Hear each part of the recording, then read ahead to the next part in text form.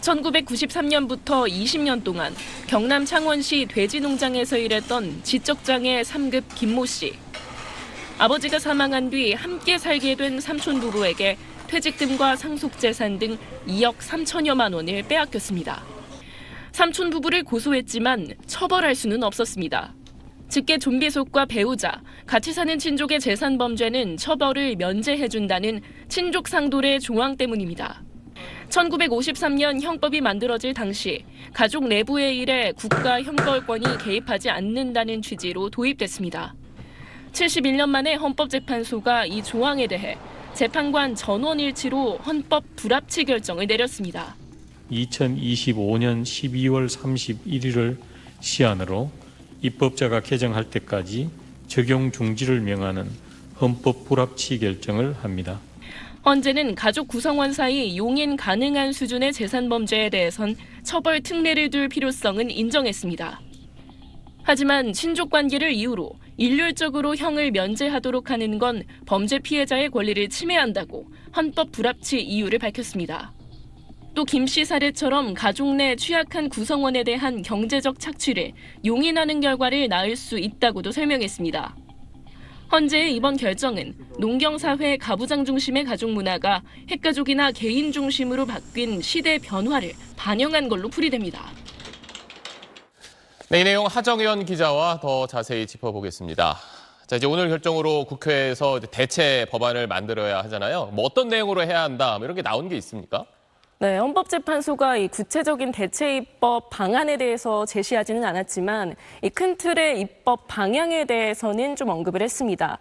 이 헌재는 일정한 친족 관계만 충족이 된다면 이 일률적으로 형이 면제되는 조항에 위헌 요소가 있다고 봤습니다. 그렇기 때문에 대체 입법을 한다면 이 피해자가 가해자를 처벌할 의사가 있는지 이걸 기준으로 하는 방안을 강조해서 언급했습니다. 그렇군요. 뭐 이거 말고 또 다른 기준이 제시된 게 있습니까? 네, 이 친족상돌의 조항은 원래는 이제 강도죄와 손괴죄를 제외한 모든 가족 간의 재산 범죄에 적용이 됩니다. 그런데 오늘 헌법재판소는 가족 간의 횡령액이 이 50억 이상이거나 또 폭행이나 협박을 동반한 재산 범죄까지 면죄부를 주는 건 문제 아니냐 이런 식으로 지적을 했습니다. 그러면서 이 피해의 정도, 그러니까 이 범죄의 경중을 따져봐야 한다고 밝혔습니다. 지난 국회에서도 비슷한 내용의 법안들이 발의가 됐었는데요.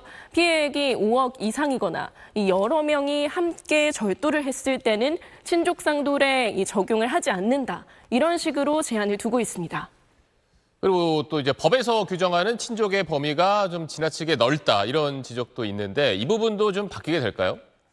네, 이 친족상돌의 조항을 살펴보면 이 민법을 기준으로 준용을 하고 있는데요.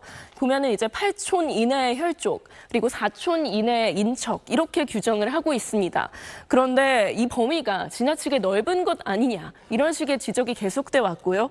오늘 헌재도 이 현실적인 가족이나 친족 관계를 고려해야 한다 이렇게 밝혔습니다. 실제로 지난 2021년에 이루어진 조사를 보면 국민들이 생각하는 친족 범위 상당히 좁았습니다. 응답자의 34%, 3촌까지가 친족이다. 그리고 이 33%는 4촌 이내가 친족이다. 이렇게 응답을 했습니다. 이 가족 관계에 대한 인식이 이렇게 바뀌고 있는 건데 이런 바뀐 인식이 앞으로의 대체 입법에도 적용이 될지, 포함이 될지 지켜봐야 할 것 같습니다. 네, 알겠습니다. 사회부 하정연 기자, 오늘 소식 잘 들었습니다. 유류분이란 고인의 뜻과 상관없이 법에 따라 유족들이 받을 수 있는 최소한의 상속분을 말합니다.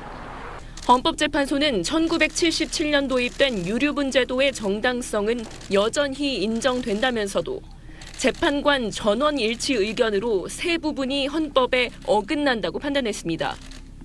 우선 고인의 형제 자매에게도 유류분을 보장해주는 조항은 위헌이라고 결정하고 즉각 법률의 효력을 정지시켰습니다. 형제 자매의 경우 재산 형성에 기여하거나 상속재산을 받을 거라는 기대가 거의 없는데 유류분을 보장해줄 이유가 없단 겁니다.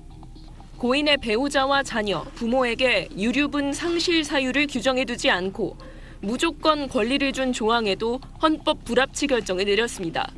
피상속인을 장기간 유기하거나 정신적, 신체적으로 학대하는 등 폐륜적인 행위를 일삼은 상속인의 유류분을 인정하는 것은 일반 국민의 법 감정과 상식에 반한다고 할 것입니다.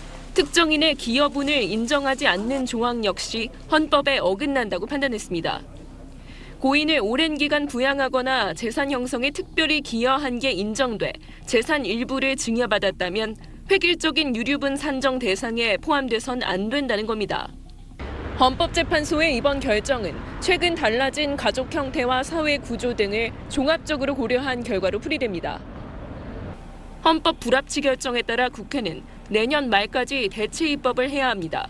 이게 1977년 이후로 단 한 번도 이제 바뀌지 않은 부분이기 때문에 좀 공론의 장이 또 열리는 것도 함께 필요하지 않을까. 현재 법원에 계류 중인 유류분 반환 소송은 수천 건에 달합니다. SBS 하정연입니다.